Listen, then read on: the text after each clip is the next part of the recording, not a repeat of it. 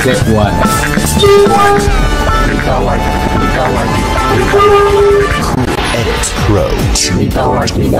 Sounds beyond. Sudah.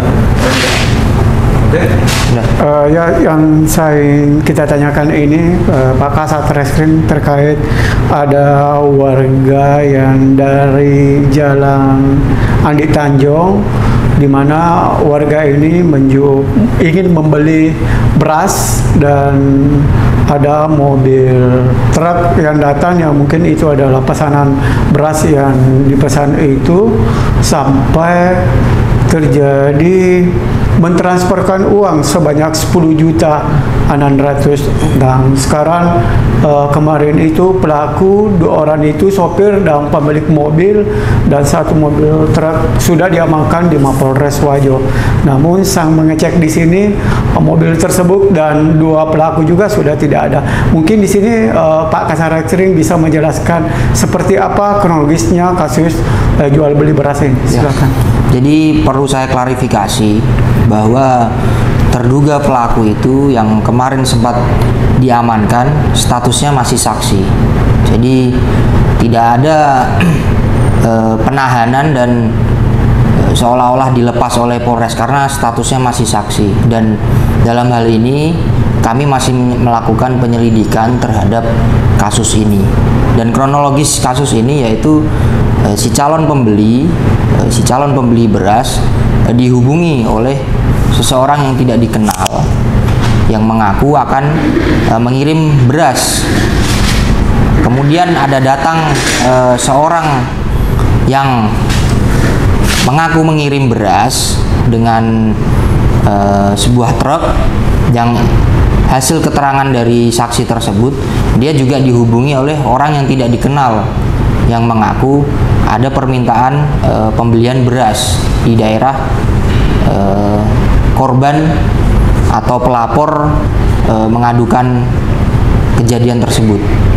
Nah, kemudian dari pihak calon pembeli beras sudah mentransfer ke atas nama Faisal, yang itu bukan dari rekening sopir atau truk yang mengangkut beras tersebut. Jadi dalam hal ini status kasus masih kami lakukan penyelidikan karena kami menganut asas praduga tak bersalah. Jadi asas tersebut yaitu setiap orang tidak boleh dianggap salah sebelum ada keputusan pengadilan. Jadi asas itu yang kami anut. Kemudian status kemarin yang sempat kami amankan dan kami interogasi masih sebatas saksi. Namun dari Polres Wajo tetap akan melakukan penyelidikan terkait kejadian ini. Demikian. Tapi menurut keterangan korban Haja Hamidah bersama dengan suaminya bahwa dia nekat mentransferkan uang sebanyak 10.600.000 ini dikarenakan pelaku sendiri ini yang selalu mendesak untuk mentransferkan ke bosnya. Dia tidak ingin membuka di atas mobil itu, penutupnya itu di mana menganggap bahwa ada beras, sehingga warga si korban ini mentransferkan uang karena dia sempat menyuruh untuk berbicara dengan bosnya. Nah, setelah berbicara dengan bosnya, dengan pelaku sendiri yang menyuruh sampai mentransferkan uang sebanyak 10.600.000. Itulah pengakuan korban pada saat kami melakukan bincang-bincang, dan seperti itu juga gambarannya pada saat warga di TKP melihat pada saat kejadian waktu itu tanggal 16 Mei 2024, Pak Kasat. Iya, bisa kami jelaskan bahwa ini merupakan modus segitiga, penipuan online segitiga, yang mana memang pelaku ini menghubungi calon pembeli dan calon penjual. Jadi menurut keterangan sopir truk yang sempat kami interogasi, dia juga tidak mengenal pelaku yang menghubungi dia. Begitu juga pelaku tersebut yang dia tidak kenal juga menghubungi calon pembeli. Demikian. kenapa mesti tidak mengetahui sedangkan dia ingin ingin menjual beras. Ini jauh-jauh dari Maros datang ke Sengkan. Tidak mungkin ada satu tujuan untuk menjual satu beras kalau dia tidak dia sendiri yang datang dari Maros ke Sengkan untuk menjual beras itu. Nah, setelah ditransferkan uang, dia tidak mengakui lagi bahwa tidak ada beras, saya juga ditipu. Ngapain pergi ke Sengkan ingin menjual beras kalau memang Anda merasa ditipu? Kenapa semesti itu, Pak Kasat? Pasti jauh sebelumnya ini dia sudah berkomunikasi dengan bosnya ini. Jadi bisa saya sampaikan bahwa memang ciri dari tindak pidana penipuan online yaitu anonimus.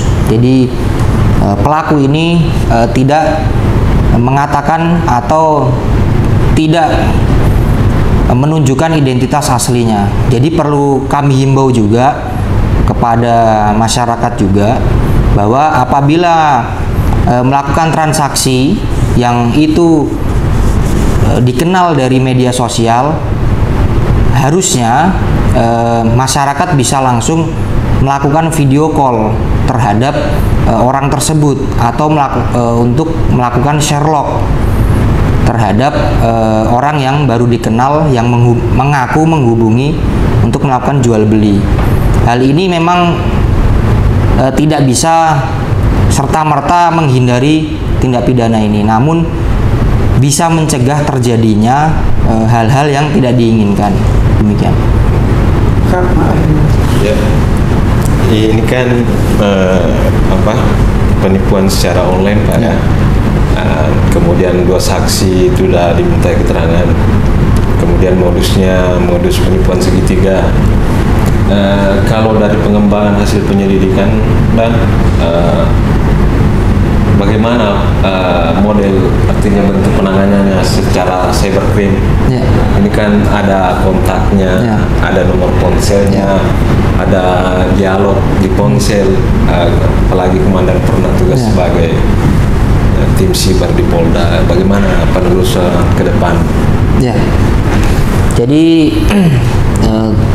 rencana tindak lanjut yang akan kami lakukan yaitu tetap berkoordinasi juga kepada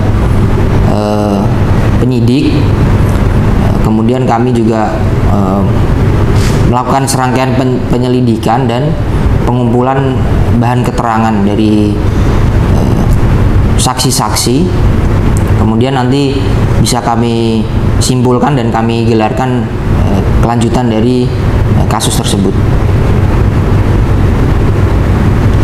Berapa besar kemungkinan bisa terungkap dari penelusuran secara cybercrime? Butuh waktu ya, Pak. Kalau untuk persen kemungkinan ya pasti kita usahakan semaksimal mungkin, karena namanya cybercrime atau tindak pidana online itu dia terorganisir, kemudian anonimus, dan memang tidak juga bisa dipastikan itu orang sini juga, bisa dari daerah lain juga melakukan hal tersebut begitu. Kalau boleh saya tahu, Pak Kasat, ini kan mobilnya yang mobil truk yang digunakan pelaku ini. Ada beberapa teman yang sudah mengecek plat mobil ini, dia menganggap bahwa penggunaan mobil kendaraan yang digunakan ini bodong ini. Bagaimana ini, Pak Kasat? Apa sudah diperiksa lebih lanjut terkait mengenai mobil pelaku ini yang dibawa untuk membawa beras ini? Oh iya, nanti terkait plat nomor kami akan berkoordinasi dengan lalu lintas, karena data kendaraan berada di lalu lintas. Apa alasannya Pak Kasat sampai kendaraan mobil pelaku ini dilepaskan ini secepatnya? Bukankah kasus ini masih viral-viralnya? Kemarin kejadiannya tanggal 16 Mei ini. Kenapa secepat itu barang bukti dilepaskan ini, Pak Kasat? Jadi perlu saya jelaskan bahwa kasus ini masih di tahap penyelidikan. Kasus ini masih di tahap penyelidikan, belum di tahap penyidikan, yang dimana kita bisa menyita sebuah barang bukti itu di tahap penyidikan. Jadi SOP yang kami terapkan itu harus profesional. Karena masih di tahap penyelidikan, makanya kami tidak melakukan penyitaan dan tidak bisa melakukan penyitaan. Apabila nanti kasus tersebut naik ke tahap penyidikan, maka akan kami lakukan upaya paksa berupa pemanggilan, kemudian penyitaan juga. Demikian. Apakah Pak Kasat pernah bertemu langsung si korban atau anggota Pak Kasat sendiri menyidik terkait mengenai versi dari si korban ini pada saat kami temui wawancara? Karena versinya itu kan mengatakan bahwa dirinya ditipu. Ya. Rencana hari ini akan diundang korban dan saksi-saksi untuk dilakukan pemeriksaan. Karena kemarin memang ada kegiatan dari penyidik dan hari ini sudah dijadwalkan untuk dilakukan pemeriksaan. Jadi selama ini belum pernah diambil keterangannya sampai si pelaku ini dilepaskan dengan barang buktinya. Sudah dilakukan pemeriksaan di awal. Ketika melapor itu sudah dilakukan pemeriksaan awal. Namun hari ini sudah janjian, sudah mau diundang. Hari ini rencana akan datang pihak pelapor untuk dilakukan klarifikasi. Kalau seumpama pelaku ini terbukti adalah betul melakukan tindakan penipuan, bagaimana tindakan pihak kepolisian untuk mengambil kembali kendaraan yang sudah dilepaskan ini dan dua orang ini, sopir dengan pemilik kendaraan? Ya, kita nanti apabila memang memenuhi alat bukti dan bisa dinaikkan ke tahap penyidikan, kita lakukan upaya paksa terhadap terlapor atau yang diduga pelaku ini. Demikian. Berapa hari dah mobil disimpan di kantor Polres? Sekitar seminggu. Seminggu ya? Seminggu. Posisinya sekarang di mana dan? Di tempatnya, di tempat pemiliknya. Oh, di tempat pemiliknya. Ya. Artinya kasus ini masih dalam tahap penyelidikan. Penyelidikan ya. Artinya tidak ada tersangka. Belum ada. Ya, belum ada. Tersangka sehingga masih terus. Ya, dilakukan upaya penyelidikan. Karena memang terkait tindak pidana online itu memang butuh waktu. Butuh waktu, tidak serta-merta secepat itu penanganan itu, karena ya karena kita ada SOP yang harus kita jalankan. Apabila kita menyalahi SOP tersebut, kami yang maunya membantu pelapor, kami yang kena. Jadi harus profesional, demikian. Tidak ada alasan juga untuk menahan. Iya, betul. Iya, karena statusnya masih saksi, masih penyelidikan. Kami tidak berhak. Jadi soal mobil ini ketika kemudian di belakang hari mau diambil kembali. Iya, bisa. Nanti kalau sudah di tahap penyidikan, kami lakukan penyitaan dan kami sita itu kendaraan. Berapa hari kemarin di mobil? Seminggu. Itu pun seminggu atas dasar si pemilik mau untuk dititipkan di sini. Kalau tidak mau kami tidak bisa memaksa. Karena itu menyalahi aturan juga. Kecuali penyitaan. Itu bisa di tahap penyidikan kita sita barangnya, itu jadi tanggung jawab Polres. Kemarin ini tidak tertangkap tangan kan? Tidak. Ya, berdasarkan laporan masyarakat. Iya. Dan kalau memang terduga pelaku yang disangkakan oleh korban itu betul dia, ya nanti kami tindak lanjuti juga pasti ya. Setiap laporan pasti kita tindak lanjuti. Oke, makasih banyak Pak Kasat atas wawancaranya. Siap. Klarifikasinya terkait dugaan kasus penipuan jual beli beras. Terima kasih banyak Pak Kasat atas kesempatan bisa menerima kami di ruang ini untuk wawancara. Assalamualaikum warahmatullahi wabarakatuh. Terima kasih dan nomor Pak Kasat.